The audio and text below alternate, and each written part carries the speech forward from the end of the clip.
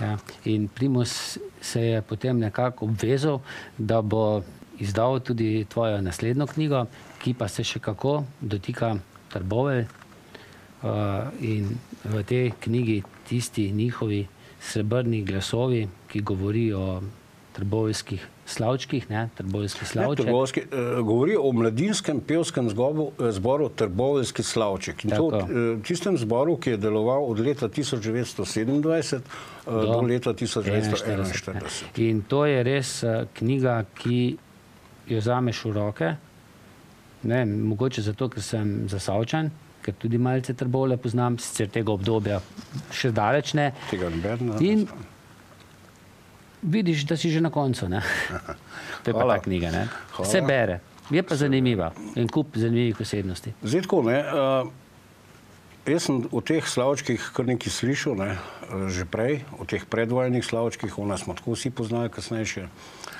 In vzrok, da sem jaz začel razmišljati o tem, da bi to bilo pa vredno mogoče nekako drugače obeležiti, je bila Rezika Koritnik, solopevka tega zbora, ki je bila kasneje operna pevka, pa zboristka, pa tako naprej. Ki je najprej začela pri nekem drugem zboru, ne? Ja. Ampak ne preberejo? No, in ona je, mislim, da v letu 2000 prek založbe Grafex iz Izlag izdala monografijo o teh istih slavčkih z naslovom Mi smo pa od tam doma. To je začetek te njihove najbolj znane pesmi, pesem rodarskih otrok. Ki so jo tudi peli kraljevi družini, ne? Vse posod. Takrat v Jugoslaviji. To je bila pesem, ki je bila vedno potem, ki je bila napisana za uvod. Besedilo je napisal Vlado Klemenčič, to je bil učitelj iz Idrije, ki je imel neke izkušnje z rudarji, bil je socialno čuteč in je napisal besedilo. Prosil je seveda ta zborovodja Šuligoj Emila Adamiča in ta je to vse skupaj povezal in napisal glasbo in to je bila, danes bi rekli, hit. Hit. No, Rezika Koritnik je takrat to monografijo o trboveljskem slavčku izdala, ampak tam je v bistvu na 2-3 straneh samo opisala tiste svoje, kaj je ona. Vse ostalo je bilo bolj kot faksimile člankov, pohval o zboru, potem plakatov, teh gledaliških listov, ki so jih takrat delili. Pa zadaj je bilo od takrat še živečih, predvsem pevk, kratko v enem odstavku opisano njihovo občutje o obdelovanju. Jaz sem z Reziko imel najprej intervju za takratni TV center, potem sem se pa z njo dobil še v Ljubljani, mislim, da 5-krat ali 6-krat. In sem si to vestno obeležil. Imel sem to srečo, da sem osebno pozdravil kar nekaj drugih ljudi, ki v zgodbi nastopajo, recimo pisateljico Miro Mihelič, ki je še kako povezana tudi s Trbovljami, ne? Seveda, bolj kot ne javnost pozna kot pisateljico, slovensko pisateljico, predsednico PEN kluba, slovenskega in svetovnega. Ona je takrat na Bled pripeljala Agato Christie, Henryja Millerja pa tako naprej. Ampak ona je bila Trboveljčanka, po mami Trboveljčanka. In v knjigi celo z drugim priimkom, ne? To je zanimiva zgodba, ne? Seveda, najprej nastopa kot Mira Kramer, po tem dekliškem, maminem priimku, ker se je pač vrla živeti k starim staršem v Trbovlje, kasneje pod priimkom Puc, ker se pred drugo svetovno vojno poročila z odvetnikom Pucem. Tako da je, in sta se tudi z Augustom Šuligojem, ki je ustanovitelj, voditelj zbora, tudi osebno srečevala in pogovarjala. To mi je zaupala tudi Rezika Koritnik. Po drugi strani so pa tu še določeni, recimo, takratni obrtniki. Sam sem poznal recimo gospoda Kozino, poznal sem Tavzela, gospod Ivo Tavzel, največ mi je povedal prav on, o teh, kako se je takrat medlastniki, rudnikov, delavci, cerkvijo. Mogoče bi včasih mislil, da so bili, recimo takrat so rekli tem tudi trboveljsko malo meščanstvo, da je bilo dokaj enotno, pa skupno, pa ni bilo čisto. So bile tudi velike razlike. In to je nekaj tega je tudi upisanega noter.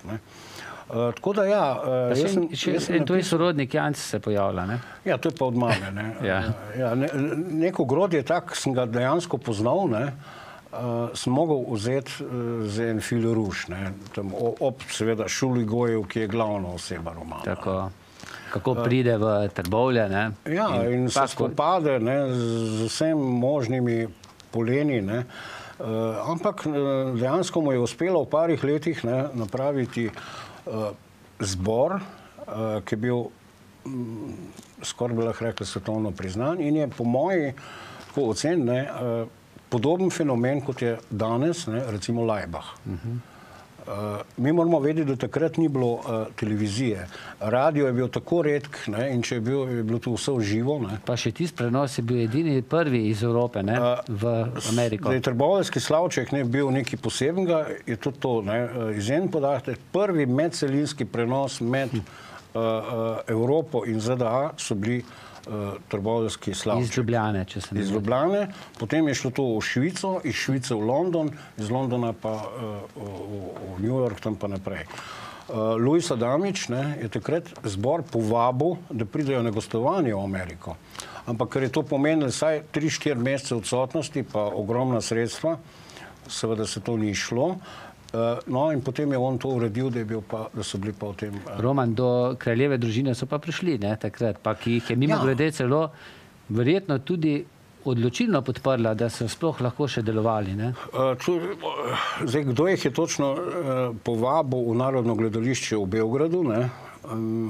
Tudi Rezika Koritnik ni vedela povedati. Vedela je samo to, da sta Ante Bek pa Stipančič pač prišla enkrat na... To je Šuligoj pripovedoval kasneje, ne, da sta prišla na sestanke, ne, tega vodstva zbora in sta prinesla vabil v Beograd. Kar tako mimogrede, ne? Kar je bilo seveda veliko presenečenje. No in potem, ko so tam peli, so jih po koncertu sprejeli v salonu, ne, kraljica. Takrat je bil še kralj, oziroma prestolni naslednik, ne, Peter, Andrej pa Tomislav. Ne. Zdaj pa otroci so šli s kraljico, ne, dva otroka, fant pa punčka, sta šla s kraljico, jih je tam pogostila s tortami, pa ne vem kaj vse, in se tudi jih sprašvala o njihovem življenju, kako živijo, kje so, pa tako naprej. Šuligoj pa mislim, da Stipančič, Bek, sta se pogovarjala pa s princi. Ne? In takrat so oni obljubili, da verjetno čist direkt ne morejo kaj narediti, ne? Ampak da bojo pa probali stvari v Trbovljah, ne? Ko so pa hoteli zbor takoj končati z delom, da te stvari umirijo. In dejansko je pol minister za industrijo pisal vodstvu TPD, da ne neha se vmešavati v... TPD, da povej za tiste, ki ne vedo. Trboveljska premogovkopna družba, ki je bila prej v vlasti Francozov, pa je pa mešano lastništvo, ampak predvsem nemško. Skratka, Roman, zanimiva zgodba, ne? Jaz sem rekel, da je to ena literarna freska tistega časa, ne? Ker je vsega pomalem. Tudi Čeruga? Vsi, ne? Ja, tiste stvari, ko so takrat bile, bom rekel... Pa Šarabanka je kako že? Šarabanka, seveda. Ja. To nekaj prebere, da bi vedeli tisti, ki ne vedo, kaj je. Ne? Pa šofece, pa tako naprej. Ja. Ker nas gledajo tudi iz dolenjskega konca, ne vem, če vedo, kaj je to šofece. Ne? Vse bojo prebrali. Je noter v knjigu vse opisano. Ne smeva vsega povedati, skratka, konča se v začetku druge svetovne vojne. Ne? Šuligoj je bil in žena sta bila izgnana v Srbijo. Se mi je zdel. In potem zbor kot tak tudi ni več deloval. Je sicer v drugi obliki, ampak to je že druga zgodba. To je pa druga zgodba, mogoče kdaj drugič, v kakšni drugi knjigi, mogoče kdo drug. Vsekakor zanimivo branje, predstavitve v teh zasavskih koncih bodo verjetno jeseni, ne? Ali pa v poznem poletju. Knjiga ni dolgo, ker je šla, ne? Tako da te termini za kakšne predstavitve knjig ali po knjižnicah ali kako drugače so konc, zdaj so praktični dopusti že začeli, ne samo, da so pred vrati. Ne. Tako da zaenkrat imam dogovoren v knjižnici Trbovlje v oktobru. pa še kje, ne?